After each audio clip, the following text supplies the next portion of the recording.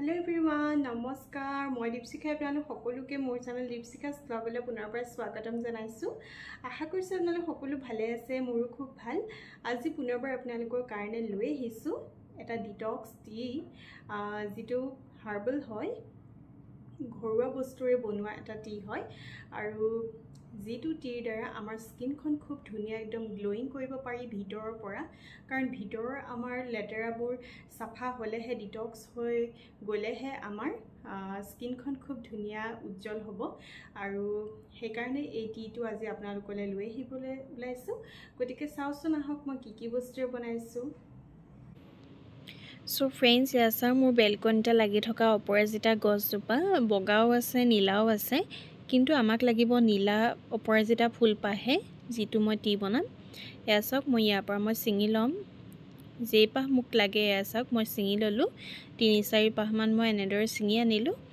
ছিঙি আনি এখিনি ইতে খুব ধুনিয়াকৈ মই ধুই দিম এছক অকমা পৰুৱা চৰুৱা এনেকা বগাই থাকে সেই কাৰণে খুব ধুনিয়াকৈ সাফাকে ধুই লব লাগে মই ধুই ললো সাফাকে আৰু এতিয়া ফিল্টাৰ পানী দি পেলাই মই এখিনি খুব ধুনিয়াকৈ মই এতিয়া উতলাম আমি চাহ যেনেকৈ বনাও আমি তেনেদৰে উতলাম এছক মই এতিয়া গেছত দি দিম এছক ফ্ৰেন্ডছ খুব ধুনিয়াকৈ উতল আহিছে আৰু অপৰাজিতাৰ ফুলটোৰ যেটো কালাৰ আছিল সেইখিনি খুব ধুনিয়াকৈ পানীৰ লগত মিলি গল আৰু এতিয়া মই এনেদৰে বাকি দিম এছক কিমান ধুনিয়া এটা কালাৰ হৈ যায় নহয়নে কিমান ধুনিয়া এটা ব্লু কালাৰ হৈ যায় মোৰ এই চাহটো খুবেই বেছি ভাল লাগে আৰু এছক ফ্ৰেন্ডছ মোৰ চাহ কাপ মোৰ ৰেডি হৈ গল ডিটক্স টি কাপ মোৰ ৰেডি হৈ গল আৰু আপোনালোকে এনেদৰে বনাব আৰু খাই চাব কেনেকুৱা ৰিজাল্ট পায় আপোনালোকে মোক নিশ্চয় জনাব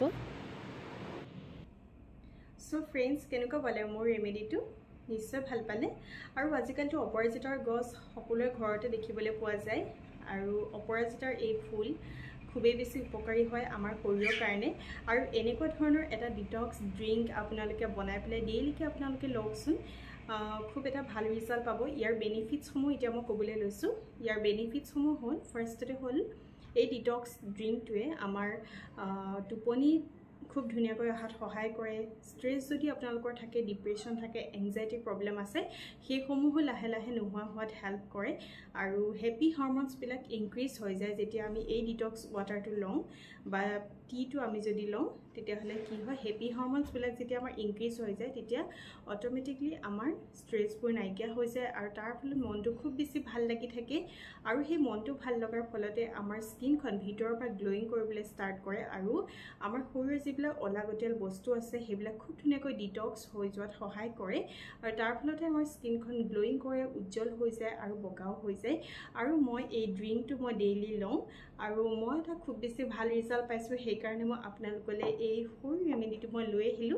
যাতে আপোনালোকৰ ঘৰত যদি অপৰাজিতাৰ ফুল আছে আপোনালোকো উপকৃত হওক আৰু কেনেকুৱা পালে মোৰ আজিৰ ভিডিওটো আপোনালোকে মোক নিশ্চয় জনাব যদি মোৰ ভিডিওটো ভাল পালে মোক প্লিজ লাইক কৰিব মোক কমেন্ট কৰিব মোৰ ভিডিওটো শেয়াৰ কৰি দিব লগতে মোক সাবস্ক্ৰাইব নিশ্চয় কৰিব কাইলৈ পুনৰ আহি আছো এটা নিউ ভিডিও লৈ আজিলৈ বাই বাই